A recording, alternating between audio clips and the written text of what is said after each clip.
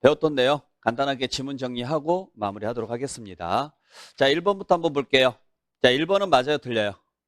어디가 틀렸어요? 그렇죠? 합산 계산한다가 아니라 구분 계산한다 이렇게 가야죠. 그래서 양도는 종합이나 퇴직하고요. 반드시 어떻게 해서 계산해라? 구분해서 계산하십시오. 분류과세라 그랬어요. 자, 그 다음에 2번은 양도소득세 과세 대상이냐 아니냐 물어봤는데 지역권 들어가요, 안 들어가요? 안 들어가죠? 지상권은 들어가죠? 전세권은 들어갑니다. 3번도 양도소득세 과세 대상이냐 아니냐 물어봤죠? 그래서 봤더니 뭐가 주어졌어요? 부동산 임차권인데 부동산 임차권이 과세가 되려면 반드시 등기가 되어 있어야 되죠. 등기된 부동산 임차권이라고 해야 돼요. 그 다음에 4번은 자, 작년에 시험 문제 나왔던데요. 역시나 양도소득세 과세 대상이냐 아니냐 물어봤어요. 근데 봤더니 뭐예요? 이축권입니다. 자, 이축권은 과세 대상이다 아니다? 과세 대상 맞아요. 그죠? 딱 하나만 제외하고 어떤 경우? 그렇죠? 별도로 평가해서 신고를 해버렸다 그랬죠? 그러면 이축권만 따로 구분해서 신고한 거죠. 그때는 과세 대상이다 아니다? 아니라고 해야죠. 그래서 이축권 나오면 항상 무슨 단어를 보시라는 이야기예요? 별도로 신고를 했냐 안 했냐를 꼭 확인하시라는 이야기예요. 이걸 꼭 적어줄 거니까 시험 문제에서. 이해되셨죠? 네. 그렇게 해서 여러분들 확인하시고. 자, 그 다음에 5번을 보죠. 자, 5번, 6번, 7번은 양도냐 아니냐를 지금 내놨는데 5번을 봤더니 양도로 본대요. 그래서 봤더니 뭐예요? 부담부 증여입니다. 부담부 증여면은 뭘 확인해라? 채무액인지 아닌지를 확인해라. 그래서 봤더니요. 채무액이네요. 채무액이니까 양도 아니에요. 양도 맞죠. 채무는 갚아야 되니까. 그 다음에 6번에 봤더니 역시 양도에 해당하느냐 안 하느냐 물어봤는데 뭐가 나왔어요? 경매가 나왔습니다. 자, 경매가 나왔으니까 뭐 확인하자?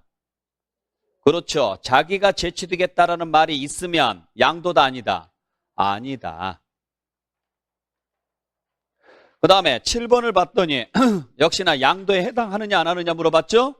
근데 봤더니 이혼이 나왔습니다. 자, 이혼 나오면 무조건 두 가지. 재산분할이냐 위자료냐를 봐야 되는데 뭐가 주어졌어요? 위자료가 주어졌으니까 양도다 아니다? 양도다라고 하셔야죠. 만약에 재산분할이 주어졌으면 양도가 아니고. 항상 문제를 풀 때 제가 왜 이렇게 밑줄을 긋고 동그라미를 치는지 아시겠죠?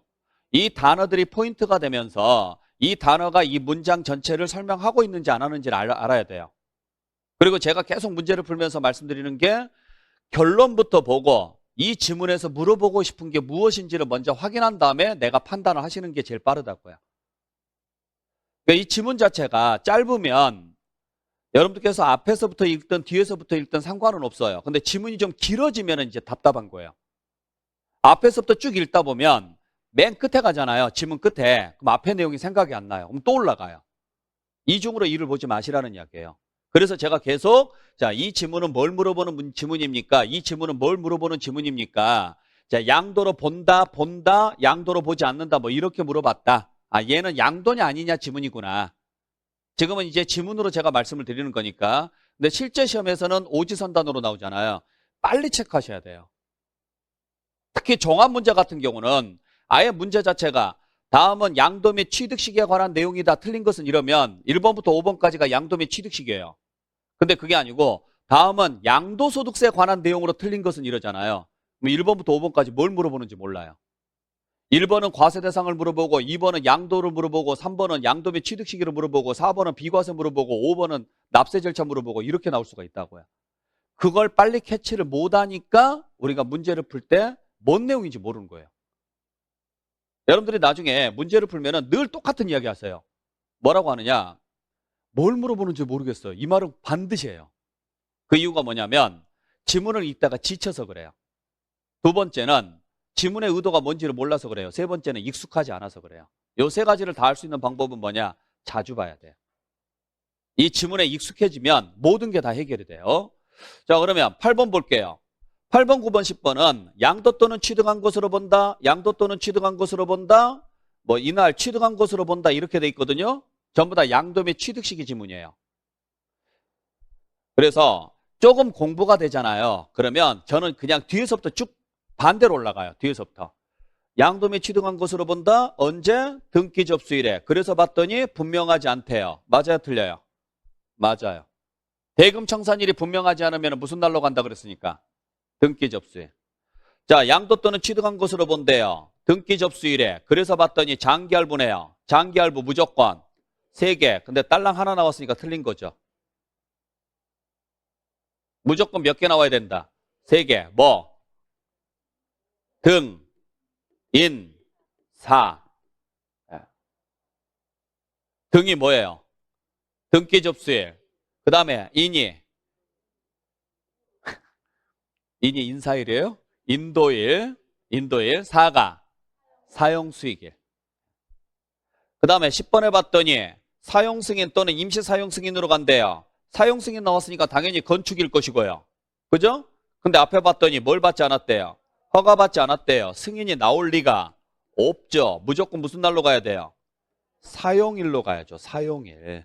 이렇게 갔었어야죠. 그래서 이 지문이 조금 더 익숙해지면 역으로 풀어가는 연습을 좀 할 거예요. 물론 이게 실제 시험제를 풀 때 역으로 가는 게 쉽지는 않아요. 대부분의 사람들이 앞에서부터 읽게 돼 있어요. 연습이 안 되면 앞에서부터 읽는데 그래도 역으로 가는 방식을 조금 더 연습을 하시면 앞에서부터 읽더라도 일단 결론은 보고 문제를 풀게 돼 있어요. 버릇이. 그러면 답이 보이는 확률이 훨씬 더 많아집니다. 그래서 이런 방식으로 해서 계속 앞으로 체크를 해드릴 테니까 잘 따라와 주시길 부탁드릴게요. 아셨죠? 네. 자, 오늘 수고 많이 하셨고 다음 시간에 뵙도록 하겠습니다. 마치겠습니다.